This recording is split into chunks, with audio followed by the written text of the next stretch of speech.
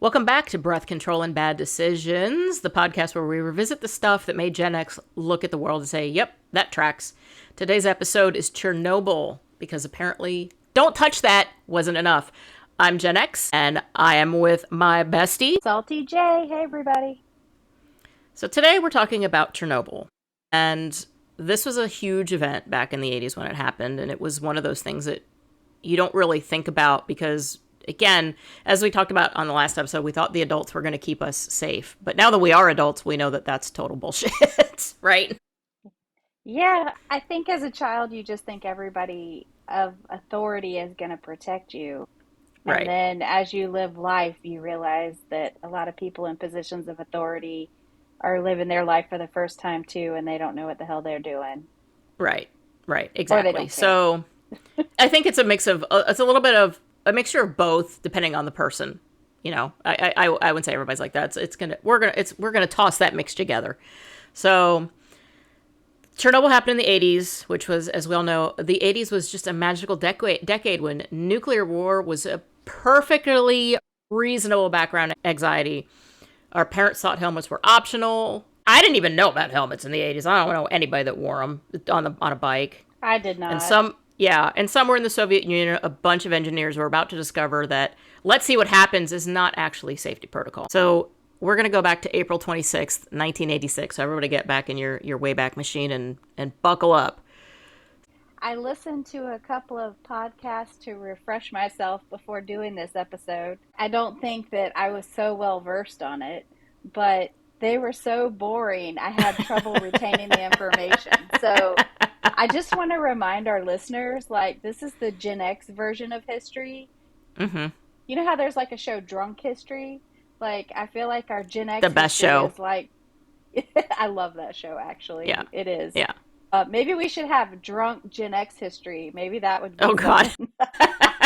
but but I feel like we have a different kind of view and take compared to the lady that worked for the BBC talking about it, in her little British accent that I listened to. Like, I think that our version's probably maybe a little less accurate, but more relatable and more understandable and Right. more palatable to where you'll remember it. That's what I Right. wanted to say. And we tried to deliver, we tried to show the reverence of the event with with a sprinkle of our Gen X humor as well, because for us that's how it's palatable and that's how we got through things. I believe that's why our sense of humor is the way it is, and I think most Gen X knows that tragedy plus time equals humor, and that's where we are today, right?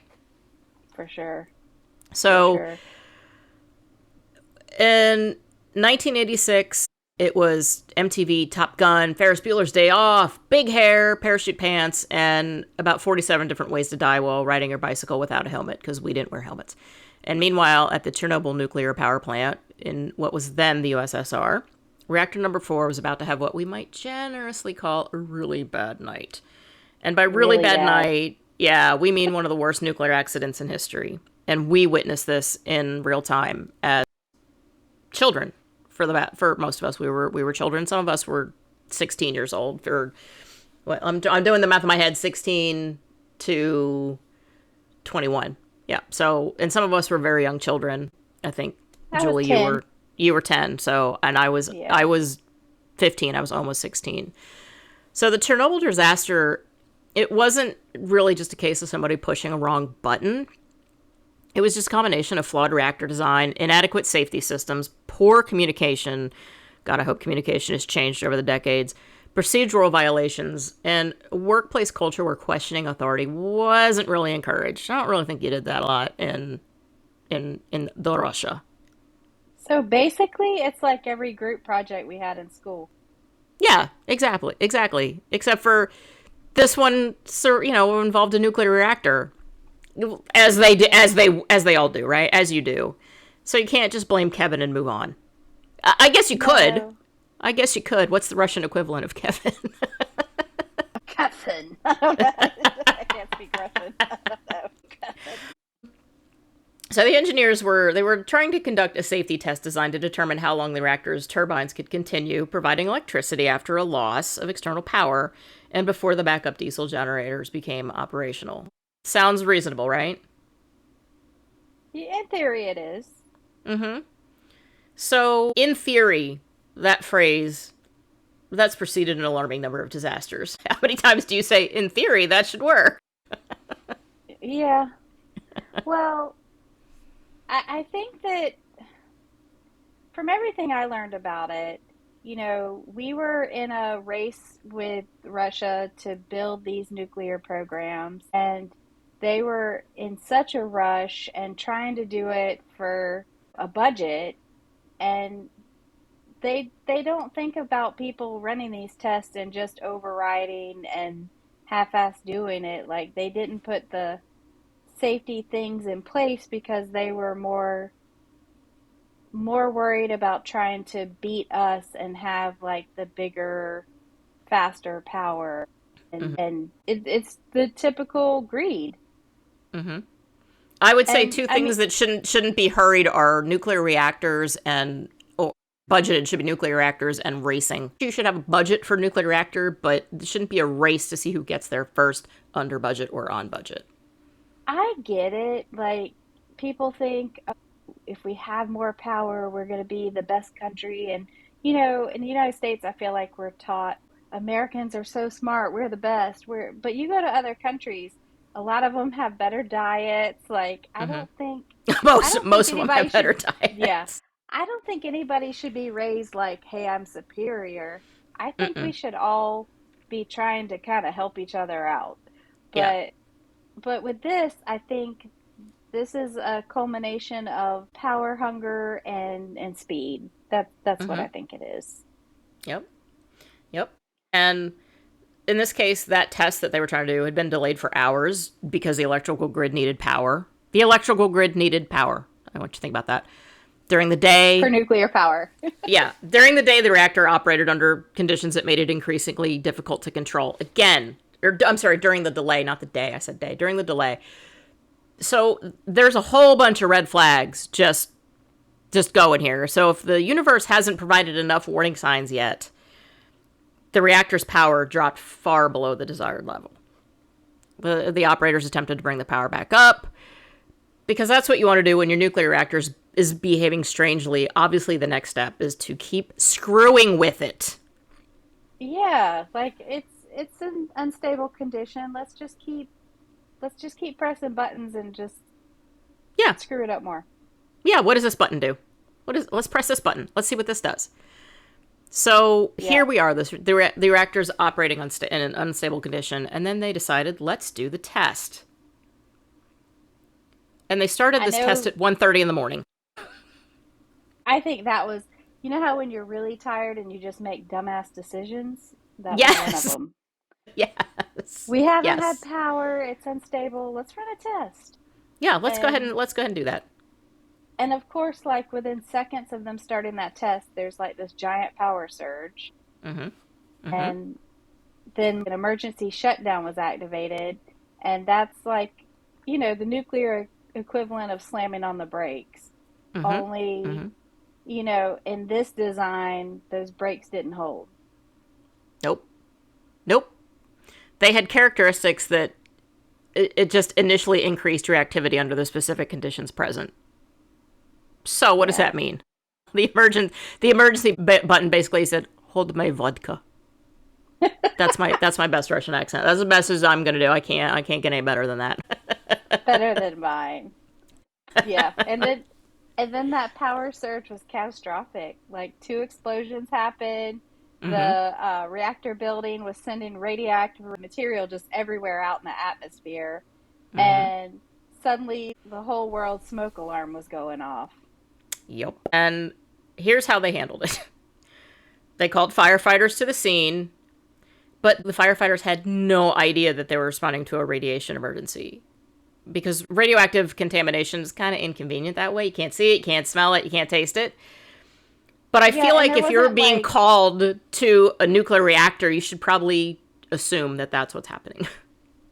yeah, but on TV shows and stuff, they have those radioactive meters that you get closer, I don't Yeah. think that firefighters carried around nuclear meters, like radiation meters, but they were definitely exposed to like these enormous doses before they even had a chance to even think about what was happening. Right. Right. I mean, you're a firefighter, you're told there's a fire at the plant, and you show up in your gear thinking, all right, well, let's put out the fire. Except for you're dealing with an invisible hazard that that can kill you and cause severe radiation problems and injuries. And as Gen X, we were told not to stare at the sun. Don't look directly into the sun. And that's what these guys were basically, they were basically standing next to the world's most dangerous glow stick. Yeah, but in 1986, before all this, like you're a firefighter, you get called to a fire. What do firefighters do? You go in to put out the fire. That's what they Yep. thought they were doing. That's what they thought they You were doing. know, you're a firefighter. Do you climb on the roof? Yeah. You're putting out a fire. That's your job. You would have no reason to think that you're running into a radioactive disaster. And the plant workers and the firefighters who responded did that. Their bravery cannot be overstated. They were exposed to extremely high radiation doses. Some of them died within weeks from radiation sickness, and it's such a horrendous thing to think about. They say hindsight's 2020, and it is. You can think about Mm-hmm. what you would have done, Mm-hmm. but as a firefighter, I would have went in. And if I was the plant operator and my supervisor was telling me, hey, the reactor's not behaving normally, but I want you to run this test, would I refuse? I don't know. I have somebody in authority telling me to do it. You don't question it. I think they just did it. I think here people would have questioned it. Maybe. I don't know. Yeah, They didn't. I mean, they did a Challenger and they still went up. So. I think that we don't question things until we know that it's a legitimate fear. And Mm-hmm. a lot of people didn't understand that. There was pregnant women that had officials saying, "There's no reason to panic, stay here." Mm-hmm. Or Mm-hmm. residents were told, I think it was like 3 days before they were telling people to evacuate. So I don't think that people understood the gravity or had the fear that we would have today. That's what I'm trying Right. to say. Well, and that's because the immediate response, it was marked by secrecy and misinformation because Russia. Authorities failed to Yeah. communicate the scale of the disaster. The residents of what the city's Pripyat. I don't know if I'm pronouncing that correctly. I was going Where to it was ask you how located. to pronounce it because I say it the Yeah. wrong way anyway. Although Yeah. I was going to say Pripyat, so that's definitely not the right pronunciation. Well, I Um, could, but we don't know. We don't know, and I apologize if I'm mispronouncing it. it's a But they, city, and it's yeah, Pripyat, yeah, and it's a and they, Soviet city that was around the plant. right. It was built. It was the planned city for the workers at the plant. So it was home to thousands of people and schools, apartment buildings, stores, swimming pool, amusement park, families, a normal life. And then on the 27th of April, they were finally ordered to leave. But Yeah, they were like only 36 told, hours yeah, but after they they were were only told to exposed. bring essential belongings and expected to return relatively soon, which we know that they didn't. And you can see that when you watch videos of that city now. You can see what it looks like, and now you know why so many things were left because they were told you'll be back. You'll be back soon. It's not that big of a deal. You'll be just take what you need. And so the city Imagine was like permanently leaving your abandoned. house in 20 minutes and I've gone through this with the hurricanes recently. Hmm. You think, okay, I have 20 minutes to figure out what's most important to me. It really changes your perspective on what is important. Right. Like And yeah, we did that here in the most of your Midwest with shit you don't need. what's coming in the basement to survive the tornado, and then what's getting blown all over the fucking city. It's Yeah. so imagine being told that and that you're just going to be gone for a couple of days. You leave toys, you leave clothes, photographs, favorite records, perhaps your trapper keeper, and then you never go home. Did Soviets And have trapper yeah, keepers? I can't. Yeah, because by the time the '80s rolled around, Pepsi had been over there and Levi's jeans, and they had those kind of things. So I believe they probably did. I believe they. We're just gonna say that they did. I believe they did.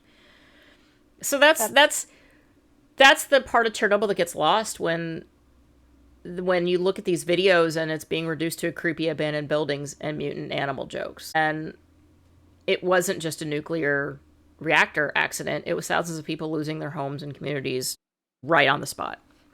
Yeah, there was definitely thousands of people in that area. And think about it, 36 hours before they evacuate them. Hmm. And what upset me was the Soviet government didn't immediately tell everybody what was happening. Sweden detected the unusual radiation and Yeah. forced them to acknowledge something happened.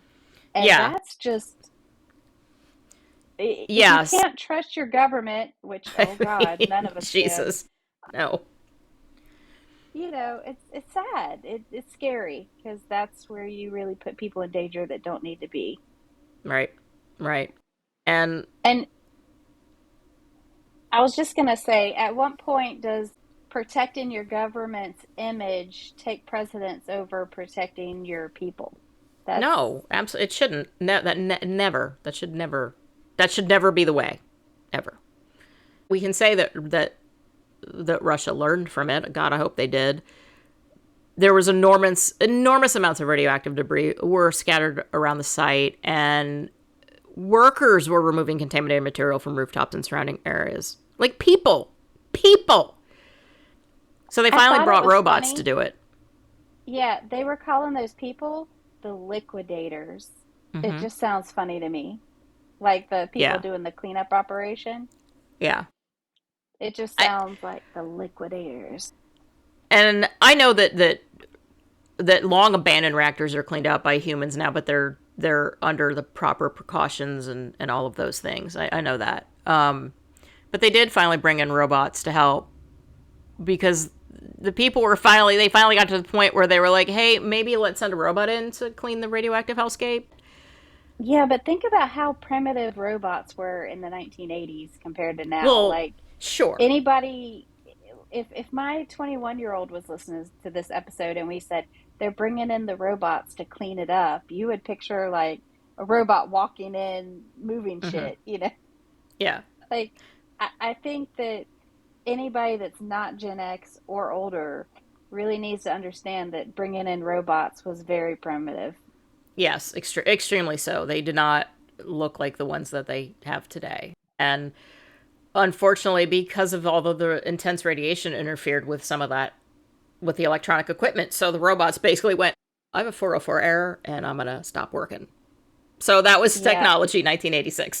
yeah, and then they said they were bio robots, but that was just human beings being sent in because the Hmm. machines couldn't even do the job. So Hmm. the liquidators turned into bio robots. And they are the ones who removed all the radioactive debris and they decontaminated buildings and they buried contaminated material, constructed the initial concrete shelter over the destroyed reactor and helped prevent the disaster from becoming even worse. So while you and I are watching The Karate Kid and trying to figure out how to make our hair look like the guy from Flock of Seagulls, what was his name? Mike something. These I people don't were remember. cleaning up one of the largest nuclear disasters in history. People were doing Yeah, that. yeah, and some of them were workers, some of them were firefighters, there were soldiers, and then there was people that even volunteered because this was home to thousands of people. And what do you do when there's a tragedy? You come in and try to help and clean it up. Right. Right. One of the darkest things to me, and I think you probably will relate to this, was also when the people were evacuated, so many of the animals were left behind, and they actually started killing the contaminated animals because they were worried about the radiation spreading. So, Yeah. you know how we talk about the horse getting killed in Never Ending Story, or, like Yeah, the these are things idea that of all these. it's just awful. It's terrible. Your beloved animal becomes just disposable and that's I hate that. I hate that. I hate that part about it. I It's hate the human part about it, but I really hate that part as well. And to your point about what you said about Sweden, Sweden's the one who told the rest of the world. Yeah, because they weren't going to. Nope. And Sweden was reporting really elevated radiation levels. They were detecting them at their nuclear power plant. And they were like, "Hey, guys, what's up? What's up?" I think they originally thought something was going wrong at their own power plant, and then Hmm. they realized that it had to be coming from somewhere else. Yeah, which is, you don't Don't really worry, it's want not our your reactor. exactly. Those are not really the words you want to say. Great, it's Yeah, another country's. it's another country's reactor, but we're reading high levels. The whole area around it is called the exclusion zone. Hmm. Hmm. It covers a huge area surrounding the plant, and because humans were removed from the much of the region, nature began reclaiming it. Forests grew, wildlife returned, buildings deteriorated, roads disappeared beneath vegetation. And of course, because the internet exists, somebody eventually looked at all this and said, hey, let's go. Let's go take a tour. I don't think I want to sign up for that, I don't but it either. is. Lots of tourists wanted to go to the abandoned places and see history. I do kind of get it, but that doesn't sound like relaxing vacation or something No, can you I don't imagine? know. Hey, Julie, let's go to a nice relaxing vacation to Chernobyl. Let's go No. to an abandoned radioactive city and hang out. Yeah, no, no thanks. No thanks. Mm-mm. Not doing that. But despite all of the radiation, a lot of wildlife has returned to the region. And basically, nature looked at the ruins and said, humans are gone? Fucking great. Awesome. We're going to take this from here. We don't need humans. We don't need you guys here. Look what you did. Look what you did. You know, I'm a medical person. I'm like more interested in what this does to the human body. I mean, Mm-hmm. I'm upset about the wildlife and everything too, but like I always want to know how things like work with the human body. And Mm-hmm. these radiation deaths were horrific, but the long-term consequences, it was like something that's not quite as clear. But it's, increased thyroid cancer and particularly for children. And it's not like a poison that sits inside you waiting to attack. It's an energy that damages your cells and DNA, which is when they proliferate. Oh, I can't even talk today. Per, Proliferate. proliferate. The password is proliferate. Words are hard. I know sometimes, like, I know what I want to say in my brain and it sounds smart in my brain, and then it comes out of my mouth and I'm like, I swear I know what I'm talking about. But anyway, these damaged cells, when they regenerate and make new cells, look, I'm going to skip around it. They make them with errors and cause cancer. And it's, you're exposed to something that you can't see, smell, or feel, so you don't understand what it's doing to you. Right. And nobody did. It's still the immediate deaths afterwards were devastating, but it didn't end, and Chernobyl's consequences didn't end in 86 because you have no idea what the long term is going to be. The thousands of people who were affected by radiation exposure and displacement, and as you said, the rates of thyroid cancer certainly increased, especially in children. And the broader health and environmental consequences have been studied for decades, and estimates of the total long term death toll, they vary significantly depending on the methodology. So it's just another reminder that numbers can make tragedy feel abstract because the numbers don't number. The math doesn't math. Yeah, yeah. I mean, it's when they say that people want to take tours, some of it I like because if you think about, despite all this radiation, like wildlife returns, plants are growing, it's like the earth is trying to heal itself, and there's Hmm. beauty in that. Like that's spectacular. I just don't want to go damage my DNA and get cancer, but it it's still like not okay. Even if there's animals that are thriving there and plants, it's still a very damaged and toxic area, and that's our earth, and we only have one of them, you know? Right. Right. And Chernobyl isn't it wasn't just a technological failure, it was a failure of communication and safety culture and transparency and decision making. I mean, it's all of these flags just right in a row, or all the dominoes I should say in a row, and then they all went down. And we I don't want to say we witnessed it because we live here. We don't live there, so we witnessed it as a viewer looking into that. And there was fear that that cloud would get to the United States and other countries, and what kind of effects would it have on us? What would happen? And I remember thinking then, well, if the adults didn't save us from that, why should I believe it when they say that the cloud isn't going to make its way to other places? How do they know? So the scary thing too, though, is just even with America, like they didn't care so much about nuclear power just for the reason of bombs. It was to power their country. They Mm-hmm. had plans for having like strategic places to run these big cities with this cheap power, and then they were going to be like sophisticated, self sufficient. We all hear that. That's what we want for our country too. We want to Right. provide power for everybody that's safe and clean, and it just turns into this race, and that's why they call it the nuclear arms race. But Mm-hmm. it's like build more, build fast, get more electricity, show we're superior, and it's just so much ego that like they're not admitting when they went too far or they were wrong, and then letting their people die as a result.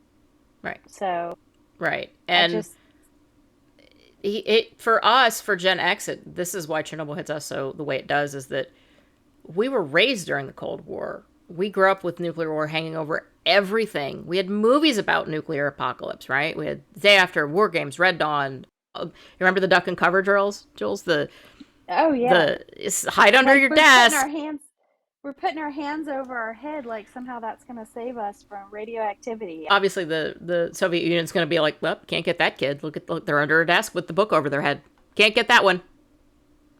Well, they had warning signs. In 1975, there was an accident in Leningrad, and that kind of exposed the weaknesses, but it still wasn't communicated across the system in the Yeah. Soviet Union, and they didn't correct it because it's like, should we fix it? No, that's expensive. Should we tell Yep. everybody? No, that's Nope. embarrassing. Okay, Yep. let's just write it in a memo somewhere, and then they Yep. filed it. And Chernobyl remains one of the defining technological disasters of the modern era because it also became a lesson about engineering and safety and transparency and about what happens when people are afraid to speak up to a person in authority telling them they need to do something, and about the catastrophic consequences of ignoring warning signs. Well, and it's not, these operators were not idiots. Like, these people Mm-mm. are some of the smartest people in the world. And a lot of them were forced to build these systems with direct threat of their life or their families. Like, Mm-hmm. it was a high pressure, stressful thing, but it wasn't it wasn't that they were not intelligent. It was that they were working inside a system where authority mattered. Right. And they say, I don't think it's safe. And they say, well, we're doing a test. We're doing it, and they do it. Right. And And I think that I don't that's know. why Gen X is kind of the way they are with authority, is that we respect it, but we also treat it with cynicism on who that person in authority is, right? It's like the Challenger explosion, only worse, because it's, Mm-hmm. Mm-hmm. thousands of people, but it's definitely the whole Gen X theme on why we question authority. And I don't know, the way we have data at our fingertips now on what's going on and updates and news, it wasn't like that. Like back then, we did have televisions, but it was mostly like newspapers that you would get days later, and it wasn't, or you would be told by somebody's older brother what happened, and we didn't understand a lot of the gravity of this back then. Right.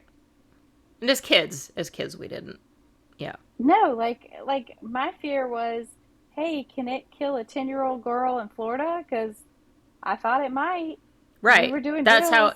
Right. That's how we all were. Can this get me? It's not to say that that's selfish math, right? It's more of a I'm a kid and I don't understand how to process this, and so I can process it the only way I know how, which is it going to get me? The Soviet Union was a superpower, and this Cold War, it's been going on for decades, and it still goes on. I mean, look at Iran now, and we're like, well, we don't want them to have nuclear weapons. We see what happens. Yeah.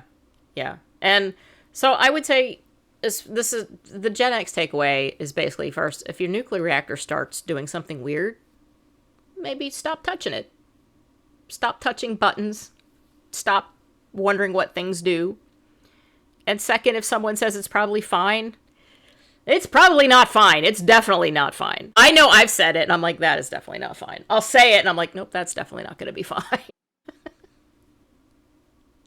As children, we're raised like that adults know best, the government knows best, Mm-hmm. scientists, teachers, like we're taught to respect authority. And then for us, we watch like Watergate, the Vietnam War, this Cold War, the Challenger. It's like we changed from okay, maybe we should believe them, but maybe we should also check. Yeah, And this is one of those things where transparency becomes more important than authority for us, I feel like. right. I agree. And your safety plan shouldn't involve the phrase, don't tell anybody. That shouldn't be your safety plan. That when you open up your OSHA handbook or your company's safety, the phrase don't tell anybody shouldn't be in there. And if it is, maybe take a long, hard look at the company that you're working for. With technology too, you would expect that we would feel safer, but Mm-hmm. I don't feel safer. Like in 1986, our fears were like the Soviet Union and nuclear power and war and all of that. But like for now, it's like cyber attacks, or we worry about AI with computers taking over, like Terminator. Mm-hmm. We're worried about the climate of our world, which, we don't treat it right. That is a legitimate fear to me. Mm-hmm. And then we have this social media misinformation where it tells, like, the algorithms on social media tell you things that you like to hear about. So if you Right. have an irrational thought and you search it up, it's going to keep showing you other people that have that same irrational thought, Right. Or which is it's gonna have, terrifying. yeah, it's gonna have be filled of people who take a picture and post an irrational thought or comment on it and be like, yep, that's true. No, it's not. It's that's what you think, and putting words over a picture doesn't mean what you think it means. It's just, and that's the society that we live in. That's the worst part, is that's what we live in, with a media and a social media that are bound and determined to split us apart. That's their MO. And That's their MO. it is. And then we still totally have nuclear weapons. And we also have like space and satellite warfare. And Mm-hmm. then we also have biotechnology where you worry about like them making viruses and spreading Yes. them. Yeah. And the technology has changed, but unfortunately human nature hasn't. No, And it's probably gotten worse, which is a really sad commentary. But again, we're Gen X. We were raised by people who looked directly at a potential lethal situation of a nuclear reactor and said, "You'll be fine." what do we know now compared to then? A lot. Hopefully we can make it to where history doesn't always repeat itself. Like we Mm-hmm. all educate ourselves and each other about this stuff, and Well, if we'd stop and taking out maybe, the shit we don't like, then it won't. But if you continue to take out parts of history that you don't like, then you're going to repeat it. well, I mean, was Chernobyl one giant bad decision, or was it thousands of little decisions that nobody stopped? It was thousands, Mm-hmm. I think that as we get older as a generation, we're hopefully instilling in our children and our youth that we do have to question. And I think that Gen X is probably the first generation communicated more to where we don't always assume that authority knows what's right. I agree with that. Yes, that is true. We respect it, but we question it. You should question it, but not. I don't know how to. I don't know how to You phrase this can you without can you without can without people coming respectfully for question me. it. Yeah, there we go. Thank you. Thank you. That's Like much you might nicer. not agree with you might not agree with your doctor and say, "Hey, I don't think you're right." You don't have to say, "Hey, you're a dumbass." You say, Right. "Okay, respectfully, I'm going to go get a second opinion." And Exactly. that's how we Exactly. need to handle more things in life is Yes. respectfully, I'm going to get another opinion too. Yeah. Instead of going respectfully, you're a piece of shit. We don't do that. We don't want to do it that way. Well, with social media and like the way people communicate through computers and stuff now, though, we lose a lot of that basic respect. It's like people say things that they would never say face to face. Yes. It's And social media. Social media is. I saw a comment on something the other day that somebody said that social media was a cancer, but TikTok was an ass cancer. I was like, that is perfect. It's perfect. Now I don't have TikTok. I'm never gonna get it. And if people send me TikToks, I'm like, well, I'm not watching that. Don't send them to me, because I'm not fucking watching it. But I mean, Facebook Reels when and Instagram Reels are basically the same to me, but I I get have what I you're have my saying. Facebook reels curated to be only animals, and if I see anything in there that's not, I'm like, hide that shit and get your shit together, Facebook. So I try to train it to give me only what I'm looking for. But I know that it listens. We all know that it listens, and that's the scary part, because when I'm researching an episode and I'm doing my research on it, I have to do that through Google. And then the next thing I know, my reels are looking like what I was like. I was researching. I'm not asking you to feed that to me, asshole. I'm just fucking doing research. I said something yesterday to my husband about mushrooms, and then I started getting ads to buy psilocybins Yeah. online. I was like, Yeah. what? Yep. Yeah. That's just it. That's the slippery slope, right? We have to do research for certain episodes when they're not nostalgia based, right? And so when we do that, we have to use the computer or our phones to do it.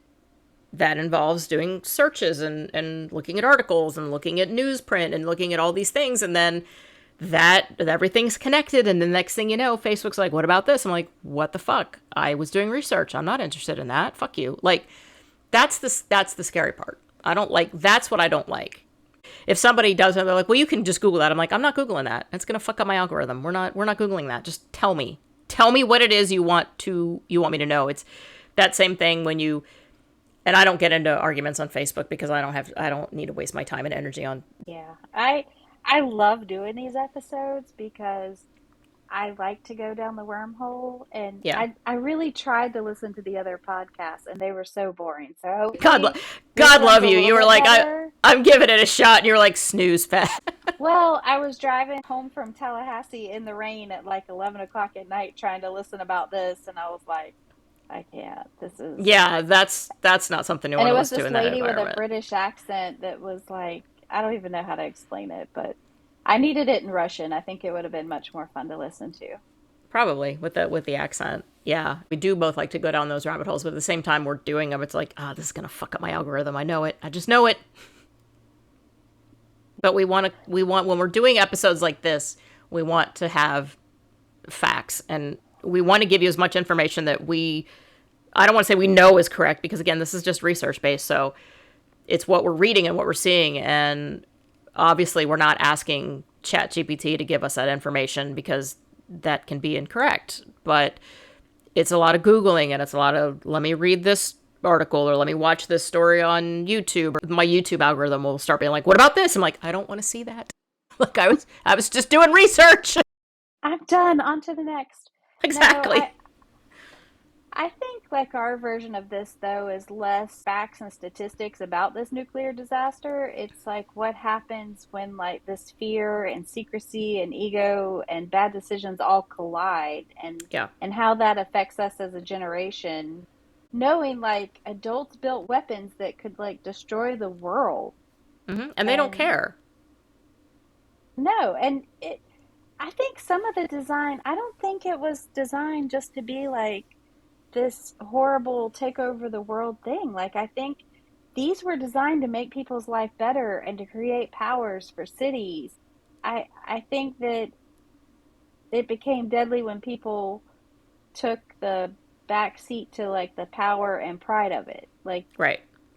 I As don't think as the intentions are The let's intentions blow weren't up the evil to begin universe. with, right? Right. And that's what happens with most inventions, right? It's the intention is it's going to do this, and then some nefarious asshole's like, hey, you know what else we could do with this? It's always there's always one. There's always one. Yeah, and when I was listening to the podcast, they were talking about how people would share these nuclear information to build this stuff with other countries, and their motive, they said, was to make it fair, like so that it was available for everybody. But then when you have such power and strength in the wrong hands, it's terrifying. Yep. So Yeah. where do we find that balance on who deserves this information and who deserves to be able to handle this stuff? And I Hmm. think my only answer is the people that can do it safely with good intentions, and that's not many. It's not in power anyway. Not in power. And when I wrote this episode, I wrote it to be more. Here's what happened. Not here are the technological things that happened. It was more of a timeline and what caused it. Not all these tech, because I can't. My brain can't listen to that without going, okay, I'm not listening to this anymore. I'm fucking tuning out. It's this type of stuff. We're coming at it from a different perspective, and we're not trying to give you fact number one, fact number two, and be this On this textbook date at thing. this Yeah, time. we're not doing that. So take that. I want you to understand that as you listen to episodes like this, that we're not trying to be clinical about it. We're not coming Well, at it from that type of a viewpoint. that's the thing about us, though. Gen X learned early that like adults don't always have a plan, Nope. and that sometimes they're just winging it too, and that's kind of how we are too. Like we know the facts, we get in here talking about it, but we go on tangents and go way off. But the whole principle is like this is how it affected our generation, and it did. Yep. And you know, unlike today, we didn't have Google to tell us how screwed we were. We had like a landline phone with your mom telling you to get off and like three channels. And we still survived. So Hmm. I think the real lesson is when everybody in the room is afraid to say something's wrong, that's when you should really be worrying. And that's probably my takeaway from this whole episode. Yep. Is stand up for what you know is if it's something is incorrect, say something about it. If it's putting people in jeopardy, a lot of people are doing that nowadays. I just think they're doing it in a really violent manner, and I think that's problematic. But that's another. I'm not getting into that. That's has nothing to do with Gen X. I'm not going down there. So anyway, we Thank survived. you for listening. We're Thank alive. you. Yes, thank you for listening. We're glad that you stuck around for this episode. We know it's a bit of a heavy one. Sometimes we do because a lot of heavy shit happened while we were growing up. So we survived it mostly. And so just remember, don't go touring any nuclear disasters. Just stay out of the exclusion zone, okay? Yeah, you can't smell it, you can't taste it, you can't feel it, but you definitely don't want to mess up your DNA. Right. Don't go traveling to those types of places. Go to a resort. Go do something fun, not a nuclear disaster. Hike in a beautiful place with no radioactivity. Right. Right. So Yeah, until and next hug a time. tree. Bye. Bye.